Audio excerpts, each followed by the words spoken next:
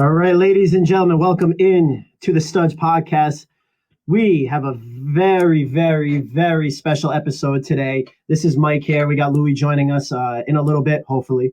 But today we got a very, very, very, very, very special episode, and I'm super excited to do this. Let's bring in our panel of special guests today. This episode, we're calling it The Voices and Narratives from the Black community. And I'd like to introduce our special guests that we have today.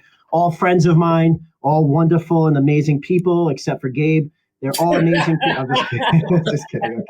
I'm kidding. Literally, each one of them, very, very special. They mean a lot to me in all different ways. And I'm super excited to have them on. First of all, I'd like to introduce the ladies in the house. Woo-hoo! We're happy to be here. Yeah, we got Melissa and Jamie. We have Jamie here. Jamie is if I could just pull this up real quick. Having issues. All right.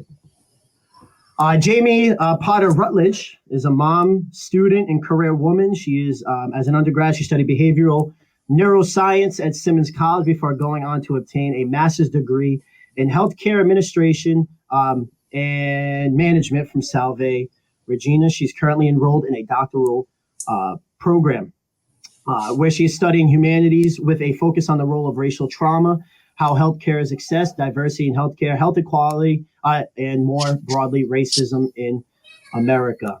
So, Jamie, we are glad to have you here today. How you doing? I'm well. How are you? I'm excited to be here. I'm very, very, very excited. I've said very 100 times, so I'm very excited. Next to her, we have Melissa Warren Hooks. She is amazing. And thank you. Close, super close friend of mine.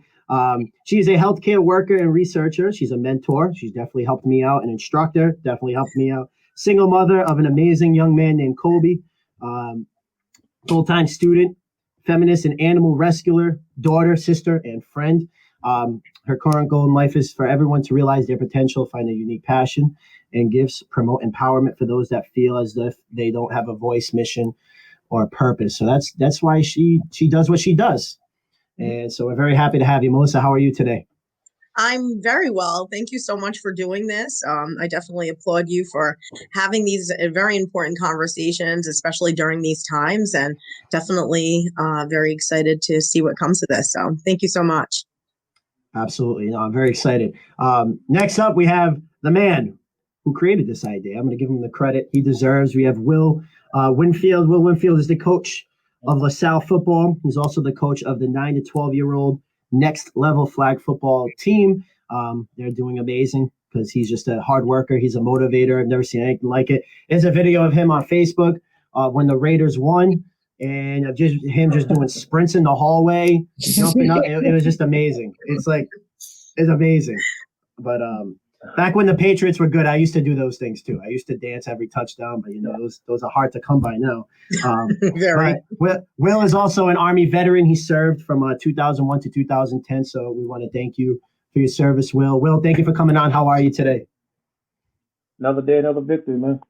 Mm-hmm. Glad to be here, though. Glad to be here. Absolutely. And last but not least, my longtime friend, Gabriel Bryant. Gabriel is the owner and manager of Cobra Kauai, the clothing store or agent, whatever you want to call it, clothing line store brand. There's the word. Clothing brand. He's also a phenomenal break dancer, a phenomenal friend, phenomenal person. He teaches martial arts too, and he's just amazing. And I'm happy to have him here. Gabe, thank you for coming back on. Thank you. Thanks for having us and for doing this discussion. This is a really good one, and I'm really interested to see how you kind of play around with this more than anyone else, because I've known you for a long time, so it's kind of this is a big step for you, So of course, I'm excited. And kind of like what I was saying in Melissa when I was introducing Melissa, this right here is a platform for people to share their stories. Okay, to share their stories. If you feel like you don't have a voice, and you hear Jamie's voice today, or you hear Gabe's voice, and you're like, maybe I can come on next time, or maybe I can share in a certain way my experiences my struggles with things that are going on a daily basis. And this is what it's all about today. It's all about having real people here to share their stories, to share their experiences, and also give an outlook and a positive outlook on how you can continue to get through this and continue to live a better life. And I'm definitely excited for this. I'm excited to hear all of your stories as well. So I'd really like to get into this. And to start off, 2020 has been a horrific year in so many capacities.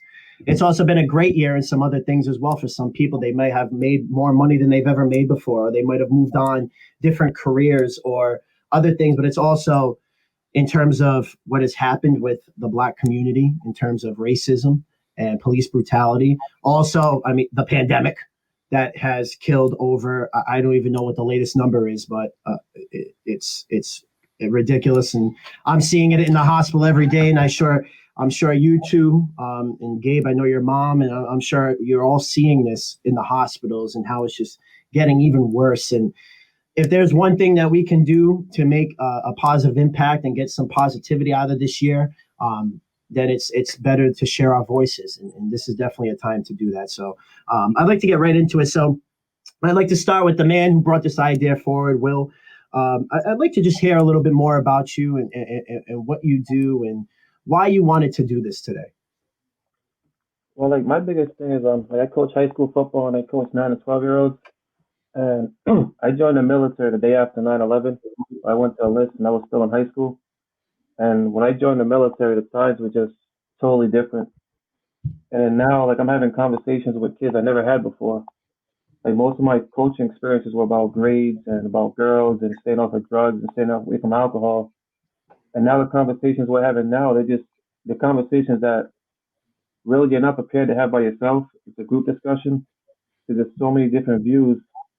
And I had a kid ask me once, he's like, Coach, how come I'm treated different from the other black kids when I'm light skinned? And the perception now that it's not just purely just the color of your skin now, it's just totally who you're with or where you're from or being from Providence or being from Johnston could be totally different. Where a black kid from Johnston is considered upper class now, but yet in the eyes of a white person he's not. And my son's 8. When he was 5 years old in Johnston, he dealt with racism, but he didn't even realize it. And I tell people the story all the time. We were playing in a soccer league, and he was playing at Johnston High School, and he came over, and he said, "Excuse me, pardon me," to an older lady. And the lady looked at me, was like, "Is that your kid?" And I'm like, well, she said, "Is that your boy?" And I said, "Yeah, he's my son." And she's like, "He's so well behaved for a colored kid." And I didn't know how to react. And this was 3 years ago in Johnston.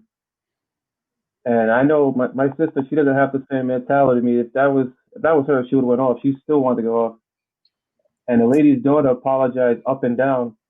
But it's just my mentality was I didn't want to act the way she expected me to act.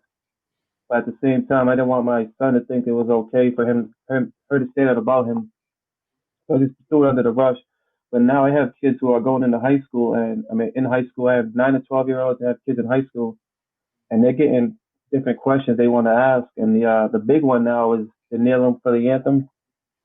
And that was discussion that was so just it's out there, and it was discussed. We had a huge discussion about it, and we've talked for hours about it. And on my level, we don't have the anthem played just because we coach freshman, which is freshman sophomore, so the anthem's not played. But I had kids come to me that were saying that if the anthem was played, they would take a knee. And at the school, the stance was if you took a knee, you couldn't play. So that opened up a brighter stance on it. And we had a bunch of discussions on like the views and just the fact that I was in the military.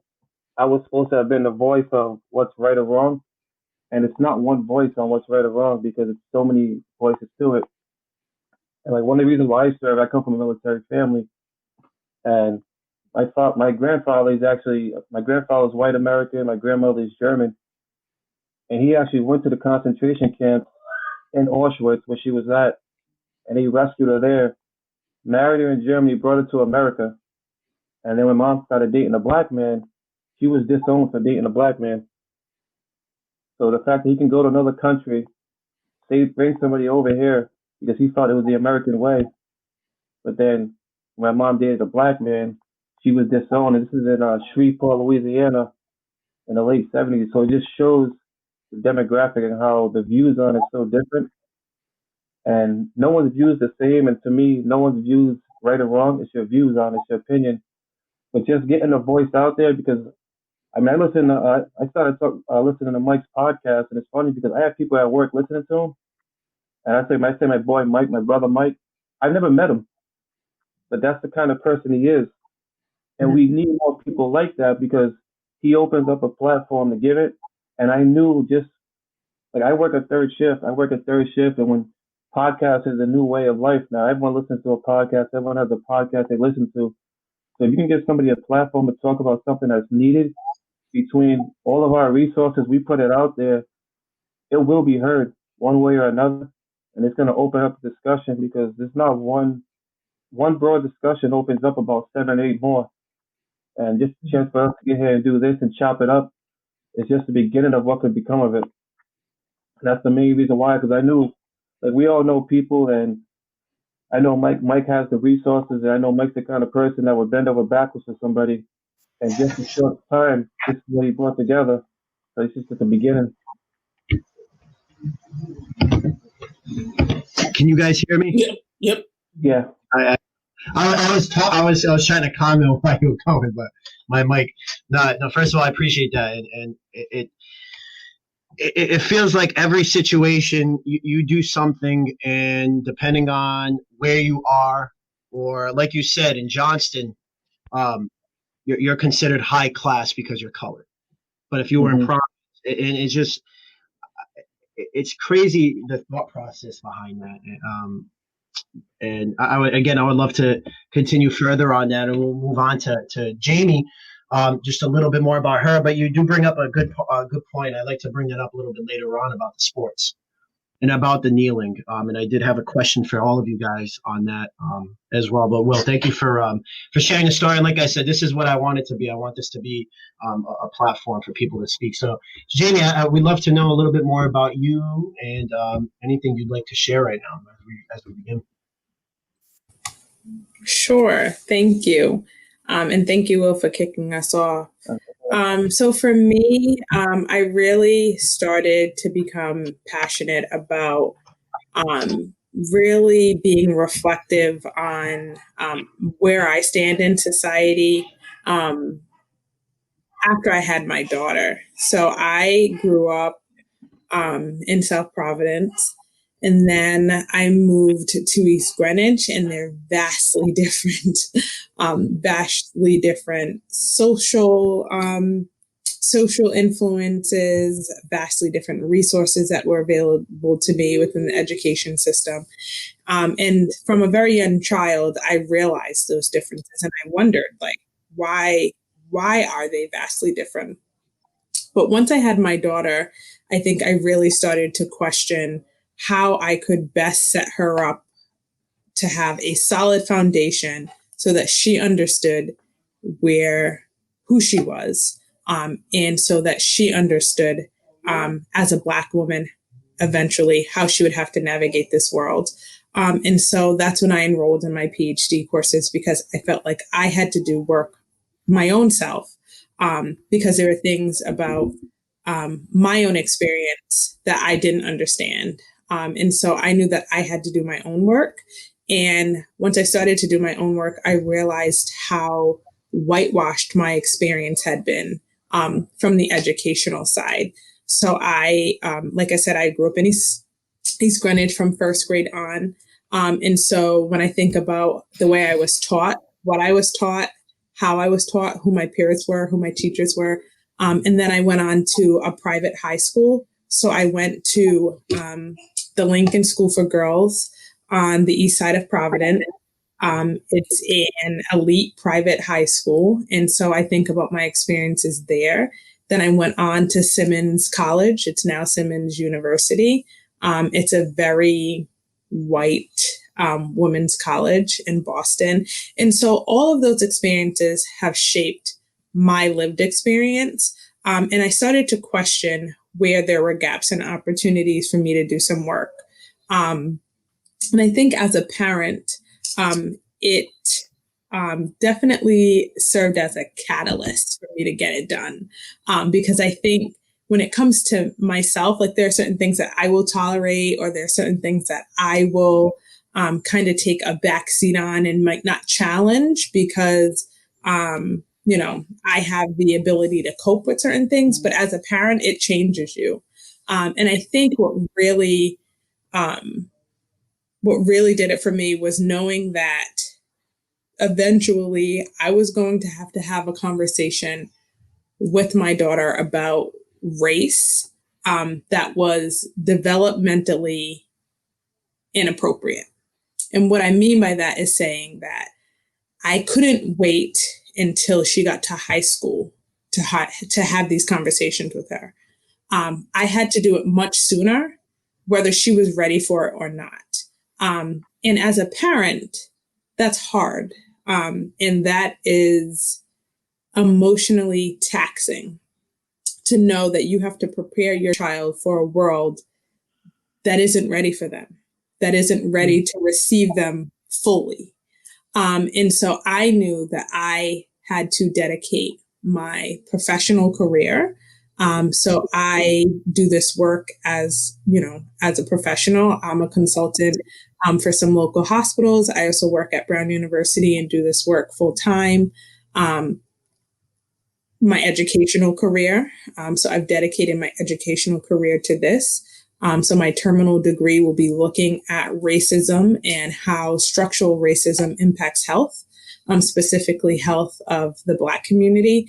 And so I felt like if I wanted to be all in and I really wanted to change the trajectory of how my daughter might have to navigate this world, I had to do some things within myself. And so there are some stories that I could talk about that really shaped this work. And, one that sticks out for me is my own experience as a professional. So when I started working, my second professional job, was in a hospital. And by that point, I already had my master's degree, and I had been thinking about what I wanted to do after that. And so I knew that I wanted to either get a terminal degree, a PhD, or I wanted to get some sort of clinical degree. I wasn't sure, but I had a wealth of knowledge and experience. And I went to a conference. And I was a manager of an entire department within this hospital. So I had a few people that reported to me. I had a budget that I managed and all of that. And so we went to a conference and we were looking at different technologies that we could purchase that would help us train our nurses and our doctors to do certain procedures and understand certain disease progression. And so we were walking around talking to the different vendors, and it was myself and the two women that reported to me, both older white women. And I just remember talking to all these different vendors, and they would never look at me. They would always look to the two women that reported to me. And I remember I was the one asking all the questions because I knew our budget. I knew our bottom line. I knew what we could afford. I knew what pieces of equipment would allow us to train over a longer period of time. I had all this information in my head, so I'm asking the pertinent questions. And I had one person say to me, I'm sorry, I'm going to talk to her because I want to talk to the person that has the decision-making capabilities.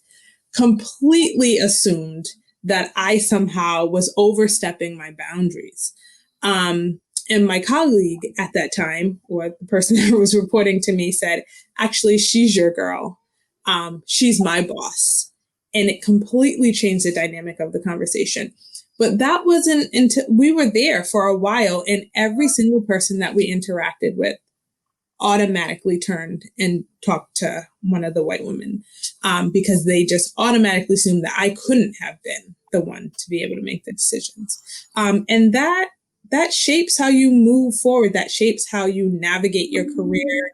It shapes how, how you enter a room, because you're automatically assuming now that you're being perceived in a certain way. And there are many stories like that I could talk about, but that's just one that just really was transformative for me. Jamie, thank you very much for sharing that. Really, it's. I don't. The only thing I have to say is why. Why does it have to be like that? Why? Yeah, why? I mean, it's. Jamie, we definitely live in a race-conscious society, so whether it's, a lot of people are not sitting their children down and saying this is how you treat people of color. It's taught to us in many different forms without us even knowing. And it's interesting because the Will and you have reminded me of some stories and some stuff from my childhood. And unfortunately, I've never had the benefit of having kind of like that innocence period in terms of race. I've had an innocence period in terms of being a kid for a lot of different aspects.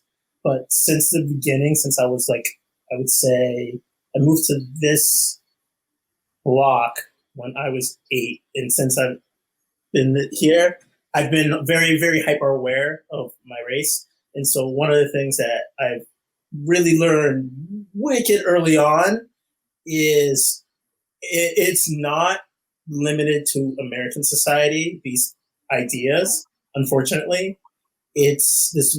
I don't know, Mike, how much you've looked into stuff like this, but if you look around the world, it's not even just a black thing; it's a dark skinned thing. And if you look at different countries and how they treat dark skinned people, they don't even have to be related to black people. Just dark skin. They are always almost. I don't think there's color I can find that they are not looked down upon. You have societies in India where they're bleaching their skin, and they're trying to portray dark skin as bad. You look into Brazil does have a big portion are African descended, but you look on a lot of their media, their TV, just like here, you'll see it's not a lot of dark skinned people that that are from Black descent. You'll see these things in a lot of these countries, and it's kind of it's very interesting to look at these areas and why is it dark skin is bad, no matter colorism. Mm-hmm. Yeah, that's the term for it, but yeah, it's a thing. Term. Yeah, I meant that as rhetorical. I know, but it's kind of you kind of have to look at everywhere and kind of be why are these things happening? And so, unfortunately for me, I was kind of forced to be very aware at 8. I'm gonna use some language, unfortunately, for certain situations. But when I was 8 years old, my neighbors on the corner, I was friends with them. They're Brazilian, and I've been to martial arts since I was a little kid. From 5 years old, I've been in martial arts. I wasn't forced into it. It was something I've always wanted to do. It wasn't they're babysitting me because I had ADD. It was always something I was really interested in. And so I've always been interested in martial arts, and different types of martial arts, and history of martial arts since I was 5 years old. And so one of the things I found really cool is Brazilian martial arts, capoeira. I liked it. Learning the history of it, how it started in Africa and how it was disguised as a dance on slave ships. I don't know if you know the history of that, but capoeira, when they brought the slaves from Africa over to Brazil and the the South American countries, they still practiced their martial art on the slave ships, but they disguised it as a dance. So when the slave masters were dance for us, they were really practicing these kinds of things. And when they got to Brazil, they actually revolted against their slave masters. And that's why there's a big portion of Africans descended Brazilians.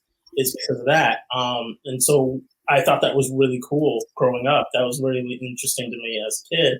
And one of the things that kind of unfortunately forced me to realize race and these differences was I told her, oh, you're probably related to black people like me, because she was so much darker than me. So it's pretty easy to assume these kinds of things as a kid.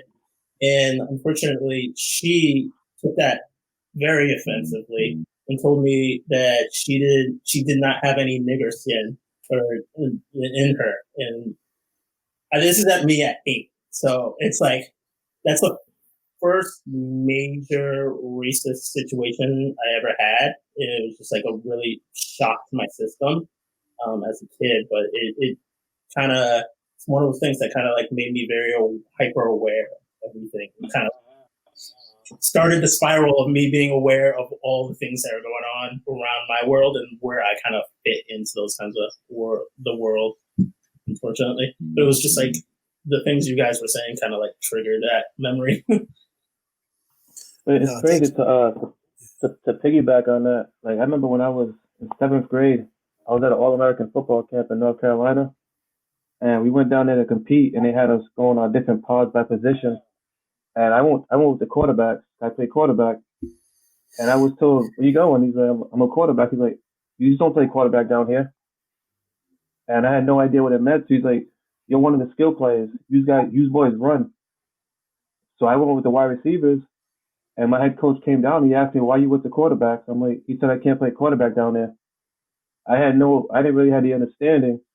And I had somebody explain to me later on that the reason why is because they said blacks weren't intelligent enough to understand the playbook. So they moved me to wide receiver, and I couldn't play quarterback in the pro-ams down there. So I had to go switch over to play wide receiver. And when you're 11 years old, 12 years old, you listen to whatever the guy in charge tells you to do. Well, my coach, he went over ahead. He had to talk with him afterwards. He's like, "No, he's a quarterback." And he said that they seen where I was from. Never seen me. They seen where I was from. I was listed as quarterback, and they moved me over without even ever meeting me, just because they assumed because I was from an inner city team. I was a black kid playing quarterback. I was fast, and they put me to wide receiver. And so I just adjusted on the fly. Didn't think nothing of it. But my coach, we never went back there again because of it. And this was back in 1998, and times, I mean, it's still going on. You have a guy like Pat Mahomes. He's a light-skinned quarterback.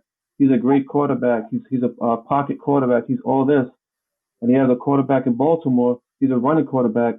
Everything is he's a black quarterback. He can't throw. He can't do this. He can't read the playbook, and all his soul is the color of his skin. Because you have sorry, all the sports references, but Josh Allen's a white quarterback. He's one of the worst throwers in football, but he's a great quarterback because he does the job done. He can't read playbook. He runs more than most black quarterbacks, but he's a great quarterback because he does what he does, and he's white, and he fits the prototype of what they want him to be. And you bring up something interesting too. I remember seeing it about Lamar Jackson. Just to bring up sports quick, about Lamar Jackson. I remember when he was drafted, and the pre-draft coaches were telling him, "You're not going to be a quarterback. You're going to be a skill position guy. You're going to be a wide receiver. You're never going to play quarterback." And I remember reading about that, and they actually brought it up today on the radio because we're playing them Sunday night. And it's just crazy. But yet, like you said, Josh Allen gets by, and he barely can throw. I mean, he has an arm, but he gets by on certain things where Lamar Jackson gets a hard time for those things. And it's crazy to even. I don't comprehend that. I don't know why. I don't know why. Melissa, I would love to hear from you. I definitely think I'm sort of taking in and synthesizing everything that you guys have said, and also just thinking of some of my own experiences. And I think one thing that we're dealing with a lot, right? So I think there's been this term that I've learned, this year specifically, and it's called intersectionality. And from Dr. Abram Kindy's book, How to Be an Anti-Racist, it's huge in terms of understanding that we all have multiple identities. So I'm a Black woman. So I'm also part of a Native American tribe. And also I realized too, there's so much about not only what we how we identify ourselves, but obviously the biggest thing is how society views us, right? So at the end of the day, I mean, we're playing all these different roles and trying to really figure out where do we actually fit into this society and why. And a lot of times it's either, do we fit in if we act, a certain way, or do we get a job promotion if we wear our hair a certain way? If we, are we perceived as more likable because we don't actually talk back or say anything in terms of, trying to interrupt this system? However, one thing we need to realize is this system has been generations and generations and centuries of messaging to us. And I think people don't realize that a lot of times it's like, oh, this person's got an attitude. Well, yeah, they probably have an attitude, and they probably have every right to have the attitude that they have to a certain degree, because this has been messaging for so long. And I think it brings up the question about, like, what does privilege mean to us? And privilege sometimes I think means different things to different people in different contexts. Basically, like even what Gabe was saying, it's like, even like the colorism, like, how can somebody have more privilege because they have lighter skin? They could still be Black, but they have lighter skin than someone else. How can I have more privilege as a woman versus a man? How do I have more privilege as someone that's educated versus somebody that's not? And I think there's so much that we do have some control over in our lives, but there's a lot that we've had this messaging for such a long time. And some examples of that I think that people don't realize is, I always think of privilege as a thing that if you haven't had to think of something, it's because you've come from a place of privilege. And even as a Black woman, I've had privileges. It's not to say just because I'm a Black person, I haven't had certain privilege. I absolutely have had certain privilege. Some are just completely innate. I think some of it is, again, it's like the shade of your skin. There's nothing I could do about that, whether I'm lighter or darker or, depending on what my hair looks like. But I guess one thing that is just interesting, I was reading a little bit earlier today, is even in so many states, California being the first state, New York being the second state, women or people in general wearing their natural hair is illegal. And when you hear that someone that's wearing their natural hair, it's called the Crown Act. It was first passed in California just about a year or so ago, not that long ago, that wearing your natural hair in its natural state is grounds for, we've seen people completely suspended from school, expelled from school, told that they cannot graduate, told that they can't have jobs. So when you hear that the natural hair that grows out of your head in its natural state is illegal, what does that say about who you are as a person? What does that say about the opportunities that you have? What does that say about you being forced to streamline in ways that people think are acceptable, or it's actually in the likeness really of whiteness, right? In terms of, some people, we've heard that comment at times, when you're white, you're right. And a lot of times it's unfortunate, because a lot of times if it's in the likeness of white, that's more acceptable than if you're almost being perceived as almost rebellious if you are okay with who you are as a person. And that is, like I said, centuries of messaging. In the class that I'm in and the program I'm in a doctorate program at Vanderbilt University. That's learning leadership and learning in organizations. And one of the things, similar to Jamie, the reason why I've continued my education is because I know to be a Black woman and to be heard at a table, I need credentials after my name. Nobody's going to take what I'm saying as fact unless I can back that up. And that's not always the case for everyone, right?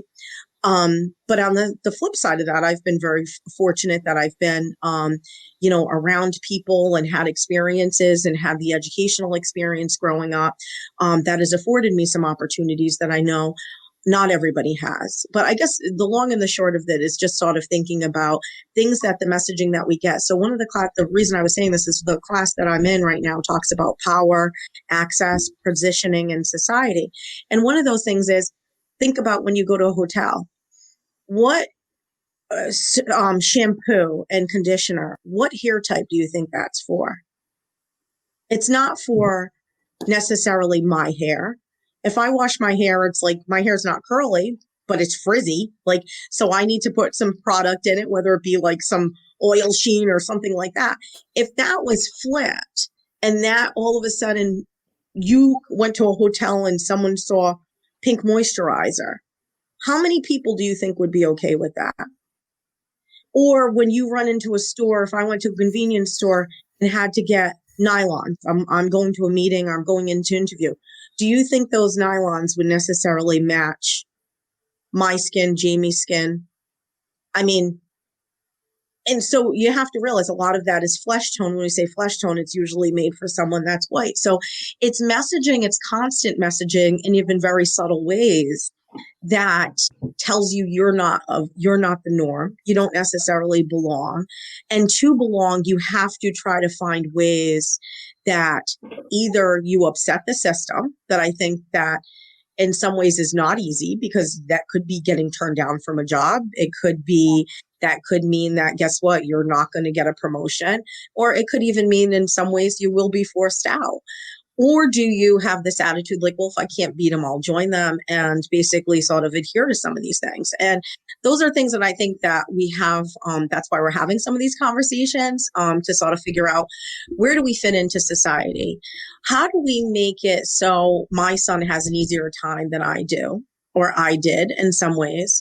How do we make sure that, my son, another instance is, he's 21. We've lived in the city, so he felt like he never necessarily needed to learn how to drive, but now he is. My idea was, do I go to the local police station as a mom and, maybe try to find out some information? So when my son is driving in a car, is there some little hint that they could give me that if my son, when he gets pulled over, that he does everything exactly the right way, so he's not pulled out or perceived as a complete threat or dragged out or basically maybe even shot or killed? That is the reality. So I think there's so much that, we have to, I think a lot of people, it's uncomfortable. It can be very uncomfortable, just as much as it's not my fault or anyone else's fault, the color of my skin. It's also not anyone else's fault if you were born white, and you do have levels of privilege. But I think the biggest thing is we have to work together, and we have to come to some understanding that some of these practices are truly unacceptable. And it's divisive in nature, and we have to find some compassion amongst each other and some common ground that these practices and the things that are happening and what we've taken as just, well, this is how it's always been, it's not acceptable. And in order to move forward, we have to think about some of these things and really start questioning things. And even if it's something small, understanding that we all need to take a part of how we're going to move forward on some of these things. Absolutely. These have been completely eye-opening, and I've wrote some notes, and I'd like to ask, maybe a couple of questions here and there sprinkled with your thoughts. The biggest thing that just now, between what Jamie said and what Gabe said about, when Gabe, your experience at 8 years old, and Jamie talking to your kids, how do you tell your kids about this? How do you tell your kids that you are going to be racially profiled? You are going to get pulled over. Something how do you sit, or if you don't have kids, like I don't have kids, but like, how do you tell your kids, or how do you tell another kid, all these kids, about what's to come with all the racial injustice and all the profiling? So this is actually kind of leads into something I was going to ask you, Mike, was, so for me personally, it's not necessarily, it didn't start like a sit down, let's talk about race kind of thing. It's more, how do you act out in public, and how do you represent yourself so that other people don't view you badly? And one of the things that for me as a kid, and a lot of my black friends have talked to them about this, is we have this thing where it's kind of like we have this weight on our shoulders, and it's this like kind of like this racial weight that we have to represent ourselves in front of other people. And it's kind of like it's kind of like, when you're out as a kid, did your parents ever tell you, you gotta act right, or they're gonna think your entire race is bad? Are you like representing your race as a kid? Honestly, no. Yeah, I have. That's been a discussion. Is like growing up is you represent your race. It's if you do something bad, they're gonna think badly about black people. Not think badly about you as a kid. They're gonna think badly about black people, and it's kind of like a thing you carry around with you. And unfortunately, it's like it's one of those weird things that like you kind of have to think about. It's almost like that joke that you might see on Black Twitter or like you might have seen online where like when something like say a serial killer starts killing people randomly, we don't know who they are yet. All black people are like, don't be black, don't be black, don't be black, because we don't want that kind of being a representation of who we are. Even though there's like 99.9% of serial killers are white, does not matter because we don't need that one guy where like they're gonna add that to that list in their head, that gigantic list. Oh yeah, all black people do all the crime in America. Really? We all do? Really? We're just all criminals? But some people really think that way. I've literally had those fights with people like, how are you a person? How do you like grow up thinking that this is a real thing, that we do all the crime in America like that? But that's, as a kid, it started small. It was really about don't fuck up because you represent us. So I know, like with me, like I run a program outside. Yeah, I run a program. We take a lot of the kids out. We show them like the small things that growing up I just didn't realize I didn't know how to do till high school. Things about tying your tie, like what color tie goes to what color khakis. Brown shoes over black shoes, dress shoes. And we had kids showing up and they were in their they had sports socks on with a three-piece suit. Just understanding that there's certain socks that you wear for certain events and just dress in the proper way. And we would take them out, and we walk into a restaurant, and they would get looked at a certain way. And a kid asked me, he's like, "Coach, how come they look at us that way?" And I'm like, look at it with pride, because you're being something better than what they thought. Wear that with pride, because a lot of times, like, even I take them to PC basketball games, and I sit courtside at PC games, and I'm probably the only person of my age sitting two rows from the court. And every so often, there's a new usher. Every person in a suit walks down. Now, one of them gets stopped. There's a new usher. I walk down there. I'm getting stopped, and my ticket's being checked. And there's a couple of times my older Italian friends, they stopped them and corrected him. Like, why'd you check him and you didn't check any of us? Oh, I didn't think he sat here. But everyone else walked by, not a problem. I mean, I pay the same price, and I take all my kids down one by one, and I have them experience that, because I tell them all the time, their views of you, that's not who you are. And you could change the views of what they think of you. And my son right now, my son's 8 years old, and I always he has great manners. He has great manners. And I know at the end they want to be for a colored kid. He has great manners. Like, that was Barack's thing when Barack was running. He's so well spoken for a black person. He's so well spoken for, it was nothing else. It was just taking that characteristic that they didn't normally assume. And now my son, when he does something, like he's in a private school, and I have people ask me, oh, how many black kids in his class? In my mindset, I'm like, why does it matter? At my high school right now, there's 320 kids about in a senior class. Maybe 30 are minorities. And of those 30 minorities, the majority are on a sports team and they're playing sports. So you have a minority who goes to the school and don't play a sport, they're thinking, how'd you get into the school? And it's not, what's your grades like? It's, oh, what sport do you play? I mean, when I went there, I played 3 sports, but they was like, what sports? So they assumed that I had to play a sport to get there. I mean, I had to keep the same grades up, and I had to do the same thing that they did, but it was just, you're at a private school because you play sports. And I had a parent who didn't even, she asked me, oh, now do you get financial aid for your kid going to the school? And I was just like, if I wasn't in the church parking lot right now, but it's just, I seen it, I was like, no, actually, I pay full tuition, and I actually donate to the school to help out other kids who don't have money for tuition. Why do you need some?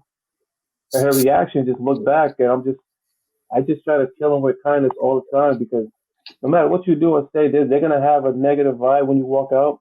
And if I can just leave one person with a different view, I mean, it probably won't mean nothing afterwards, but if I change one time, I'm good with it. It's interesting because every time I've heard you say the story about your kid twice, and like it reminds me of one of my old jobs. So I used to work at this video game warehouse, and it was kind of like it was like eBay store. We were like the physical backing for the eBay store, where we like you order like a used game part, and we would ship it out. And I used to work there, like as a warehouse manager as a kid. But my boss, I don't know, he like had it out for me. He was a creep. He was definitely a creepy person, and I admit at that time I was really ADHD. I was 18 years old. I shouldn't have been in that role to begin with, but they hired me. They put me in that role. They like hunted me down from like I was working at like a grocery store at the time, so it's not my fault. That's their fault. They didn't train me like that. They were supposed to. But one of the things that was really interesting is he actually ended up firing me during the holidays, when it's like the height of gaming and you're gonna buy stuff. And I was the person that was in the back. I'm the person that knows where all the stuff is, and they didn't know where the stuff was. And so like a lot of the employees who were up front with, they're like, "Yo, why did you fire him at height of Christmas? Like, this is the dumbest thing you could have done." So they it was the first time I had really ever been fired. I was like 18, 19. And so I like called my mom. I was like, "Yo, I got fired. I've never had that happen before." It was like really weird experience.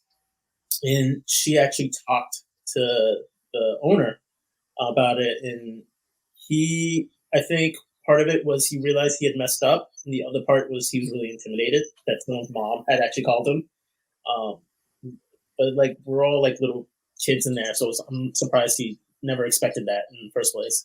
But so he had talked to my mom. I got rehired. I went back to the place, and like the front end manager, I was talking to him about the whole situation, and he was telling me the story of like what went down, and which was interesting to me. It was so I was telling him, he was telling me, yeah, so Dave, who was the owner, like called me. He was freaking out because your mom called, and he's like, "Oh, I'll talk to her," and they like talked it out, and then the owner and the front end manager talked to each other, and the owner was asking him a bunch of questions about me and my family. And he was just like, "Oh, is Gabe adopted?" And the guy was like, "No, I don't think so." It's like, "Oh, is Gabe part white?" And it's like, "No, why?" It's like, "Oh, because Gabe's mom sounds really educated for a black woman." And it's just like, and like ever since then, like I'm like, I knew he was creepy. There was a lot of things he did that was like borderline illegal, and it's just like in my head, I'm like, "Oh, this makes so much sense. You are just scum. You're like, your whole soul is just wrong. There's something off when you like have this mentality that like you can only one. It's the whole idea of sounding educated, which is a problem in general. Which is something that really bothers me. Is Mike, have you ever heard the term code switching? No. So code switching is something that we do when we're kind of like in these different spaces that we kind of have to like weave our way through different groups. Mainly, I would say the best example is when I have to go to a work, like maybe a karate, or I'm working at the Gap. I can't use my normal slang I might use because it's my job, unfortunately, my responsibility is to make the other people feel comfortable in that. And one of the problems is this idea that if I use slang, now that person thinks I'm uneducated because I'm using slang. But it doesn't represent my intelligence level. It's just my culture. You have someone from Asia that might, use some like different language and mix with their English. We've got Spanish people that have, Spanglish, and they might mix in English. Why is it everybody else but us it's okay? No one ever says, this Asian person doesn't sound intelligent. No one ever says the Spanish person doesn't sound intelligent. They might say he doesn't learn English fully, but doesn't mean they would ever say that he was dumb. But they'll think of me as educated if I use slang and things from my culture. So code switching kind of like is like that idea. That's why I might never. Well, one of the things that really bothers me about it is it's so ingrained in me now that I've become aware that I do it unintentionally with different groups now, even friends groups, depending on sometimes their skin. Just because it's just a thing that's been built to me since I was a kid. It's just like you have to walk through these spaces and you have to make these people feel comfortable in these spaces. Sometimes. Yeah, I would just piggyback on what Gabriel was saying. So like going back to like my daughter, so she code switches for sure. And so she'll say things like, like I'll say, like if she's doing something that's like ridiculous or she's doing something that's funny, I'll say something like, girl, bye. And like, that's just our thing. Like, it's our slang thing of saying like, get out of here. And so one day I picked her up from school and she was chuckling. She thought it was so funny. And so I'm like, what are you laughing at? Like, what is so funny? And she says, I slipped up at school and I said, girl, bye. And so I said, well, how is that a slip up? She's like, because I should have said, get out of town. So she she understood. She's 7. And this was like, Melissa knows her and knows that she is a riot. And so this was like 2 years ago when she was like 5. And so she knew what girl bye meant and she knew what the equivalent was in her white school. But she laughed and we cracked up and we thought it was so funny. But I have to lighten those situations for her because I don't want her to carry that burden.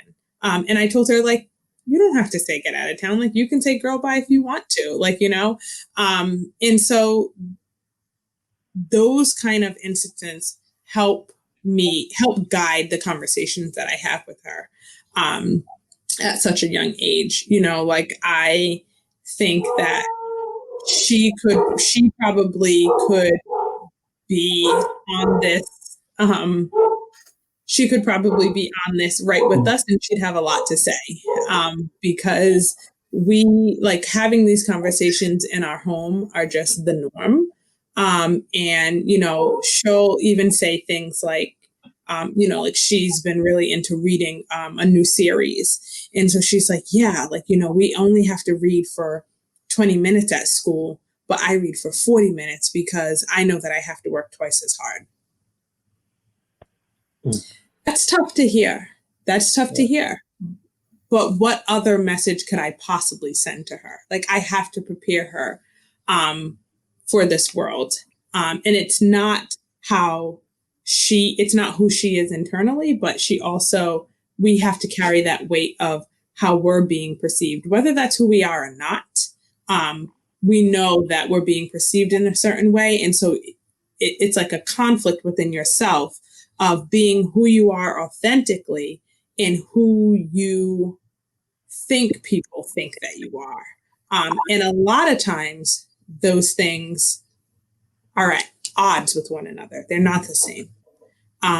But we almost have to find a way to navigate that. And it's, I think like for me, it causes a lot of like anxiety as a parent to like put that on my kid.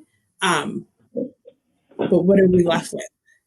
We live in a society that is race conscious, and it's not built to be equitable.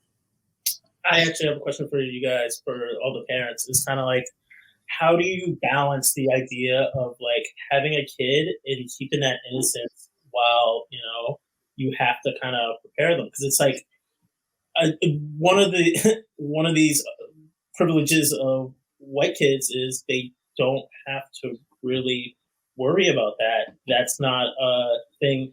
You see these kids' movies and like all these teen movies growing up, and you're like, I wish I could be like as free as them. I can't. I can't be as free as them. I can't go, do mischief because then, I get I get in trouble. Look at this black kid, messing up. Or like, you just like, how do you prepare a kid for the world? Like your kid is 7, right? And like, it's interesting to hear, like, how do you prepare that as well as keeping that innocence for that kid? Like, you don't want to like overburden them with responsibility, because then we develop that PTSD that growing up of like all this so much trauma. Yeah. Like this genetic historical trauma that we're still carrying with us growing up. Yeah. For me, I tend to put out a lot of fires. So my daughter's also in a private school. And it's a predominantly white private school. And I feel like my first few years there, I was constantly putting out fires and knocking down barriers for her. And so some of that looks like me reading her report card and noticing that there are comments in there saying that, I think other children perceive her as aggressive. I think, she tends to be loud. And it's like, okay.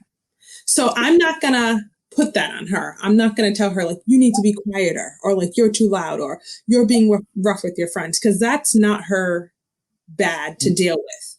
That's their issue. So now I have to speak to the teachers, and I have to put out this fire. So I do a lot of that, fighting those battles for her. And I will sit down and I'll talk to people and I'll say, well, what was it that was rough? How did you perceive her being rough? And what was really nice is that for a few years at her school, she had Black teachers that were like, I don't see rough. I don't think she's loud. So it was like, well, where's the discrepancy? And so a lot of that, I carry that burden for her, and I'll put out those fires, and I don't put that on her, and I don't allow people to label her as that. And I also make her be proud of who she is. Be proud that you're loud. Be proud that you have a voice and you're not afraid to use it. Be proud that you're in a room and you feel like you can walk in and dominate that room, and you want to be seen and you want to be heard. Do that. And you should. Because I think, especially as women of color, and Melissa hinted to that, it's almost like we are subliminally taught to be seen and not heard.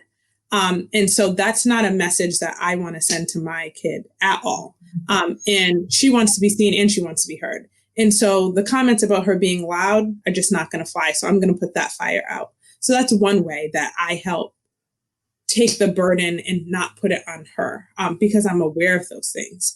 The comments about her being rough, it's like, can you give me an example of something that you thought she was being rough? Not that the kids came to you and said, she hurt me or she's being rough, but you perceived that maybe they thought she was rough. And it's like, oh, well, she sits a little bit too close to people. Okay, she has sensory issues. She likes rubbing up against people. She likes being close to people.